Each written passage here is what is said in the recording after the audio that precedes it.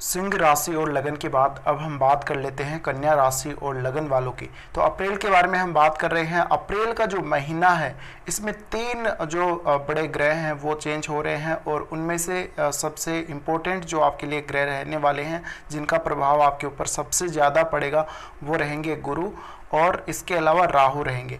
और शनि हालांकि अंत में चेंज हो रहे हैं, लेकिन शनि का जो चेंज होना है वो कुछ समय के लिए ही है, फिर ये वापस एक बार मकर में आएंगे।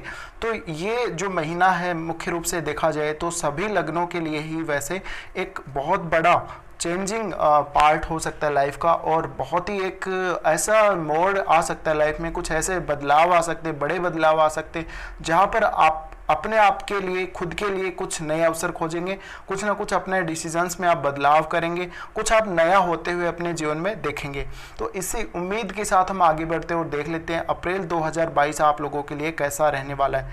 तो यहाँ पे सबसे पहले अगर हम बात करेंगे तो बुध की बात करते हैं। देखिए बुध का अगर देखा जाए तो बुध का गोचर आप लोगों के लिए तो काफ़ी इंपॉर्टेंट होता ही है, क्योंकि वो आपके राशि स्थान और लगन के स्वामी है, साथ में आपके 10th लॉर्ड भी हैं। तो सबसे पहले हम बुध के ही गोचर को देख रहे हैं। तो यहाँ पर देखिए सबसे पहले जो बुध का गोचर होगा वो मेष राशि में होगा और 8 अप्रैल से बुध मेष राशि में आ जाएंगे। तो ऐसी कंडीशन में जब बुध अष्टम भाव में आएंगे और यहाँ पर आपको राहु भी देखने को मिलेंगे, लेकिन जो 8 अप्रैल को बुध आ रहे हैं शुरू में वो अकेले ही यहाँ रहेंगे। तो ज्योतिष से संबंधित या पामिस्ट्री या कोई भी ऐसा कार्य कर रहे हैं, आप अकल से संबंधित कार्य कर रहे हैं, तो आपको काफ़ी ज़्यादा फायदा होने वाला है। साथ में जो बुध है वो आपके सेकेंड हाउस को देखेंगे, तो ऐसे ही किसी कार्य के द्वारा आपकी जो अर्निंग्स हैं, आपके जो पैसे हैं, आपका धन है वो बढ़ेगा।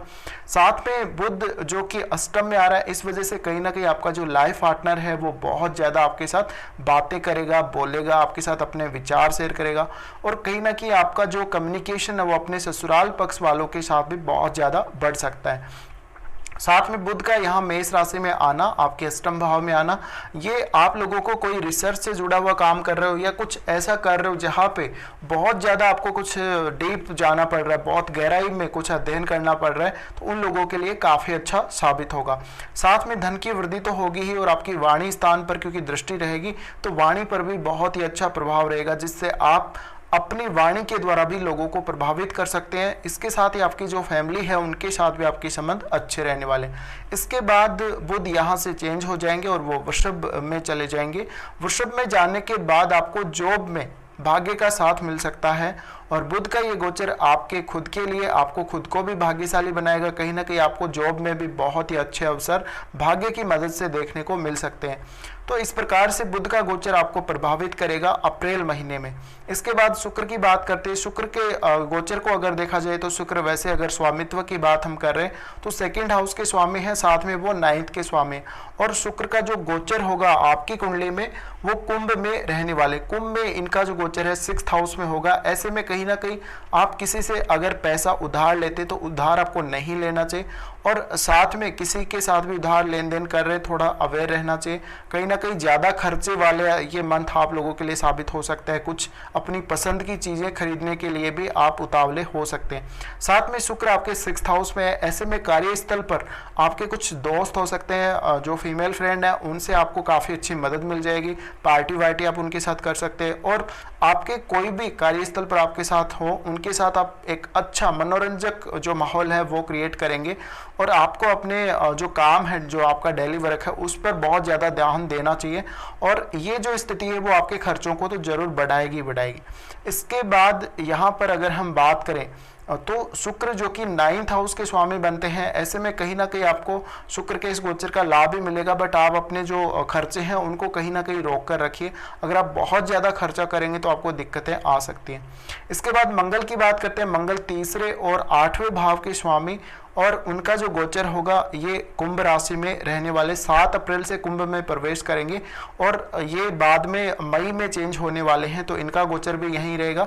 साथ में देखिए कहीं ना कहीं शुक्र जो कि 6th हाउस में आ रहे हैं और मंगल के साथ आ रहे हैं, ऐसे में जो पुरुष लोग हैं उनका अपनी वाइफ के साथ कोई ना कोई यहाँ पर हम कह सकते हैं थोड़ा सा लड़ाई झगड़े वाली चांसेस बनते हैं, और कुछ आपके रिलेशंस जो खराब रह सकते हैं उनके साथ, ऐसी कंडीशन बनती है। साथ में मंगल जो कि कार्यस्थल पे आया है, तो आप अपने शत्रुओं को बहुत अच्छे से जवाब देंगे, और हालांकि अपने साथ वालों के साथ किसी भी प्रकार का विवाद आप मोल ना लें। अगर आप विवाद में पड़ते हैं तो आपको नुकसान बहुत ज़्यादा हो सकता है। यहाँ पर शुक्र है तो किसी स्त्री की वजह से कोई बदनामी वगैरह का होना या ऐसी कोई बात आपके लिए होना हो सकता है। साथ में देखिए मंगल का जो यहाँ पर गोचर है, मंगल कहीं ना कहीं आपके इस हाउस में काफ़ी ज़्यादा एनर्जी डालेंगे, तो यहाँ पर शुक्र के ऊपर भी इनका प्रभाव पड़ेगा, क्योंकि शुक्र को ये फोर्स करेंगे किसी भी काम को करने के लिए।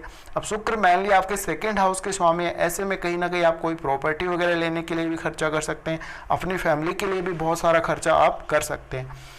इसके साथ ही जो मंगल है वो आपके अष्टम के स्वामी है और तीसरे भाव के स्वामी, तो कहीं ना कहीं कैरियर से संबंधित या अपने काम से संबंधित कुछ आपको बदलाव करने पड़ सकते हैं।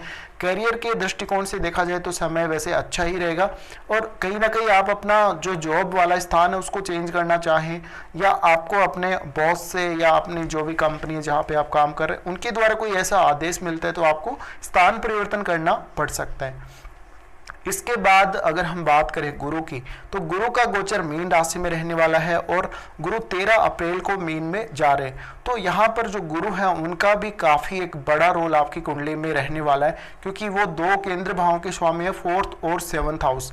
तो गुरु का जो गोचर रहेगा मीन राशि में रहेगा, और 13 अप्रैल से आपके लिए विवाह के बहुत अच्छे योग बनेंगे। साथ साथ में आपके लिए ये जो गुरु हैं उनके गोचर से कहीं ना कहीं धन आने के, धन की प्राप्ति होने के, लाभ की प्राप्ति होने के, और आपका कोई बिजनेस है तो उस बिजनेस में ग्रोथ होने के बहुत ज़्यादा चांसेस रहेंगे। अच्छी पार्टनरशिप होना, अच्छा जीवन साथी मिलना, और ऑलरेडी अगर आप मैरिड हैं तो आपके लिए जो जीवन साथी है वो बहुत ज़्यादा लकी साबित होगा, और जिनकी नई नई शादी हो रही है उनके लिए भी काफ़ी ज़्यादा लकी साबित होगा।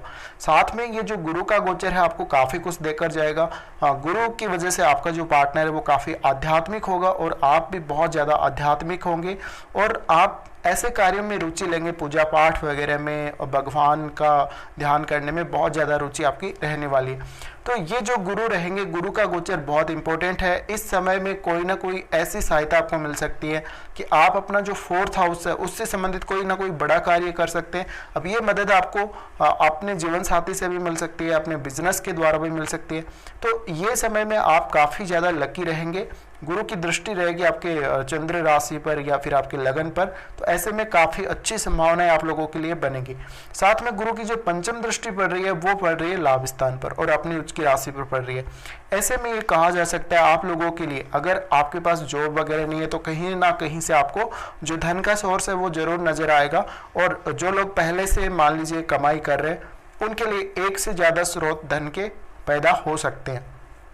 इसके साथ ही जो गुरु की दृष्टि पड़ेगी तीसरे भाव पर भी पड़ेगी, तो तीसरे भाव पर दृष्टि पड़ने से यहाँ पर आपको खुद की मेहनत भी बहुत ज़्यादा करनी होगी। ऐसा नहीं कि आप दूसरे की मदद से ही या अपने जो भी आपके पार्टनर हैं उनकी मदद से ही सब कुछ आगे करते चले। इसके साथ ही देखिए यहाँ पर जो आगे चेंज आएगा फिर, तो शुक्र आ जाएंगे फिर यहाँ पर आपके सप्तम भाव में। तो शुक्र जब सप्तम भाव में आएंगे तो विशेषकर पुरुषों के लिए भी काफ़ी अच्छा रहेगा, और इस समय सभी के लिए, चाहे कोई पुरुष हो चाहे स्त्री हो, सभी के लिए एक बहुत ही ज़बरदस्त विवाह का योग बनता हुआ नजर आ रहा है। तो ये महीना और ये लगभग आप लोगों के लिए गुरु के गोचर के हिसाब से देखा जाए तो 1 साल लगभग ऐसा समय है जिसमें आप सब कुछ हासिल कर सकते हैं, लेकिन आपको इसके लिए मेहनत लगातार करनी ही होगी। अब देखिए यहाँ पे जो 4th हाउस के स्वामी है गुरु, तो 4th हाउस के स्वामी होने की वजह से अगर आप मान लीजिए बिजनेस कर रहे हैं या पार्टनरशिप के माध्यम से आप 4th हाउस की चीज़ों को अचीव कर सकते हैं, यानी आपको बिजनेस के द्वारा जो भी धन मिलता है उसके मदद से आप अपनी कोई प्रॉपर्टी ले सकते हैं, घर में किसी भी प्रकार की कोई दिक्कत है तो वो भी आपकी दूर होगी। तो ये सारी जो आपकी समस्याएं हैं वो दूर होने वाली। उसके बाद शनि की बात करते हैं। शनि इस महीने के एंड में चेंज होंगे और लगभग 29 अप्रैल को वो कुंभ में प्रवेश करेंगे, लेकिन अभी वो पंचम में ही रहने वाले। तो फिलहाल जो इनके रिजल्ट है लगभग आपको मकर के रिजल्ट दे चुके हैं, काफ़ी ज़्यादा धीमापन रहा है, और अभी भी अगर आपको संतान की प्राप्ति नहीं हुई तो संतान की प्राप्ति के लिए थोड़ा सा आपको और ज़्यादा वेट करना पड़ सकता है। लेकिन कहीं ना कहीं शनि का जो प्रभाव है वो आपकी एजुकेशन पर भी है। आपके पंचम भाव में एक रुकावट सी आ रही है, ये रुकावट जैसे ही कुंभ राशि में शनि जाएंगे वैसे ही दूर हो जाएगी, बट अभी 2-3 महीने के लिए ही कुंभ में जा रहे हैं, तो कुंभ में जो इनका प्रभाव होगा ज़्यादा अच्छा रहेगा आप लोगों के लिए। बट जो नौकरी कर रहे हैं, जो अपने एक फिक्स टाइम पे ऑफिस जाते हैं, फिक्स टाइम पे वापस आते हैं, यानी अप डाउन करते हैं डेली, उनका एक फिक्स रूटीन है, उन लोगों को थोड़ी बहुत परेशानी जरूर यहाँ पे शनि जब कुंभ में आएंगे तो थोड़ा दे सकते हैं, क्योंकि यहाँ पर वो आपको रूटीन में बहुत ज़्यादा बांध कर रख देंगे। तो आपको कोई भी प्रकार से, अगर शनि की स्थिति अच्छी है कुंडली में, तो किसी भी प्रकार से चिंता करने की जरूरत नहीं है। इसके साथ ही देखिए, अगर हम बात करेंगे यहाँ पर, तो अब बात कर लेते हैं सबसे पहले चंद्रमा की बात करते। देखिए चंद्रमा का जो गोचर होगा, चंद्रमा का गोचर शुरुआत में इस महीने में आपके सप्तम में रहेंगे चंद्रमा। तो ऐसे में कहीं ना कहीं इस महीने की शुरुआत में आप अपने बिजनेस को लेकर, अपने लाइफ पार्टनर को लेकर, अपने जो भी रिलेशंस हैं दूसरे लोगों के साथ, उनको लेकर कहीं ना कहीं ज़्यादा इमोशनल और ज़्यादा आप कल्पनात्मक रहेंगे। इसके बाद चंद्रमा यहाँ से आगे गोचर करेंगे और जैसे ही वो आपके 10th हाउस और 11th हाउस में प्रवेश करेंगे तो सबसे ज़्यादा आपको फायदा चंद्रमा देंगे। उसके बाद हम सूर्य की बात करते। देखिए सूर्य का गोचर काफ़ी इंपॉर्टेंट आप लोगों के लिए रहने वाला है। 14 अप्रैल तक मीन राशि में सूर्य रहने वाले हैं। तो यहाँ पर जो सूर्य है वो 12वें भाव के स्वामी हैं। ऐसे में देखिए, अगर आपका राहु कोई 12वें घर से कनेक्शन बना रहा हो या आपकी कुंडली में ऐसा कोई योग बन रहा हो ट्रेवल करने का, तो हो सकता है आपको फॉरेन ट्रेवल करना पड़ सकता है। अदरवाइज यहाँ पर जो सूर्य हैं वो 12वें भाव के स्वामी होकर सप्तम में आ रहे हैं, तो जीवन साथी की सेहत के लिए अच्छा नहीं है। आपको कुछ खर्चे करने पड़ सकते हैं जीवन साथी के लिए, और अपने बिजनेस के लिए भी बहुत सारे खर्चे करने पड़ सकते हैं। साथ में कहीं ना कहीं ये कुछ प्रॉब्लम जरूर लेकर आएगा सूर्य यहाँ पर, तो ऐसे में आपको थोड़ा सावधान रहना है। 14 अप्रैल तक का जो समय है वो आपकी मैरिड लाइफ के लिए भी अच्छा नहीं कहा जा सकता, और आपके लिए जो बिजनेस से संबंधित अगर देखा जाए तो उसके लिए भी ये समय अच्छा नहीं कहा जा सकता। इसके बाद सूर्य जाएंगे आपके अष्टम भाव में। तो मेष राशि में सूर्य के जाने के बाद यहाँ पर इनकी युति राहु के साथ भी हो जाएगी। तो ये समय ऐसा होगा जब आप अपने जो आपके इन-लॉज हैं उनके साथ अच्छे संबंध बनाकर चले, वरना आपको काफ़ी ज़्यादा दिक्कत आ सकती है। साथ में यहाँ का जो सूर्य रहेगा, आपको इंट्यूशन पावर अच्छी रहेगी, आपको किसी प्रकार की कोई बहुत बड़ी दिक्कत नहीं होगी। बट फिर भी सूर्य और राहु की युति है, तो फादर के साथ भी आपके रिलेशंस आपके अच्छे होने चाहिए, और इन-लॉज के साथ भी आपको अच्छी तरह से संबंध बना के रखना चाहिए। तो यहाँ पर जो सूर्य और राहु एक साथ आ रहे, कहीं ना कहीं अष्टम भाव बहुत ही ज़्यादा एक्टिवेट हो जाएगा, क्योंकि देखिए मंगल की राशि है, और ऐसे में जो राहु है वो बहुत ही फास्ट परिणाम देगा मेष राशि से संबंधित। तो ऐसे में कहीं ना कहीं आपको ध्यान रखना है, आपके जीवन में कोई बहुत बड़ा उतार चढ़ाव आ सकता है। अगर सूर्य आपके लगन में बैठे हों या आपके राशि स्थान में बैठे हों तो स्वास्थ्य संबंधी कोई दिक्कत आ सकती है। तो ये सारी प्रकार की जो समस्याएं हैं उनसे आपको निपटना होगा। और अगर राहु और केतु की बात करें तो देखिए आपकी कुंडली में वैसे मंगल अच्छा होना चाहिए और शनि भी अच्छा होना चाहिए, फिर भी देखिए हम जो मेष राशि का राहु होता है उससे बहुत कोई अच्छे रिजल्ट यहाँ पे एक्सपेक्ट नहीं कर सकते। तो इस वजह से आपको अष्टम भाव में राहु है तो सावधान रहना है, बिल्कुल आपको कोई एक्सीडेंट ना हो, कोई हार्ट अटैक जैसी समस्या ना आए। और जब सूर्य राहु के साथ युति करेंगे तो आपको कहीं ना कहीं कुछ ना कुछ गुप्तांगों से संबंधित समस्या आ सकती हैं। तो इस प्रकार से आपको जरूर अवेयर रहना है। साथ ही केतु का जो गोचर होगा सेकंड हाउस में होगा। ऐसे में आपको पर्याप्त धन होते हुए भी कहीं ना कहीं दो धन की कमी है वो थोड़ी महसूस जरूर होगी, और अपनी फैमिली के साथ थोड़ा सा डिटेचमेंट अवश्य आपको फील होगा। तो ये कुछ स्थितियां आप लोगों के लिए रहेगी कन्या राशि और लगन वालों के लिए। अब बात कर लेते कुछ अच्छे दिन कौन कौन से आपके लिए इस मंथ में रहने वाले और कुछ खराब दिन कौन कौन से रहने वाले। सबसे पहले देखेंगे अच्छे दिन कौन कौन से रहने वाले। तो आप लोगों के लिए 4, 5, 14, 15, 20, 21 और 22 ये दिन काफ़ी अच्छे गुजरेंगे आपके। इन दिनों में कोई भी आपको परेशानी नहीं होगी। आप अपना कोई इंपॉर्टेंट काम हो वो इन दिनों में पूरा जरूर कर सकते हैं। इसके बाद कुछ अगर खराब दिनों की बात की जाए तो जब चंद्रमा एक्वेरियस में ट्रांजिट करेंगे 25 और 26 को, ये समय में धन का लेन देन करने से बचें और अपने काम पर ज़्यादा से ज़्यादा ध्यान दें। ऑफिस के कार्यों में आप बिल्कुल सख्ती बरतें और समय पर अपना कार्य करेंगे तो ज़्यादा अच्छा रहेगा। किसी के साथ वाद विवाद बिल्कुल भी ना करें। इसके अलावा चंद्रमा का जब मेष राशि में गोचर होगा तो ये स्थिति आपके लिए ज़्यादा खतरनाक साबित होगी। विशेषकर 2 और 3 को उतने ज़्यादा खराब दिन नहीं रहेंगे जितने आपके 29 और 30 तारीख वाले दिन रहेंगे। तो ये 2 दिन जो हैं 29 और 30, इन दिनों को आपको विशेष सावधानी रखनी है, कोई दुर्घटना ना हो। और जो 2 और 3 तारीख का समय है उसमें आपको कोई एक्सीडेंट वगैरह की संभावना जरूर बन सकती है।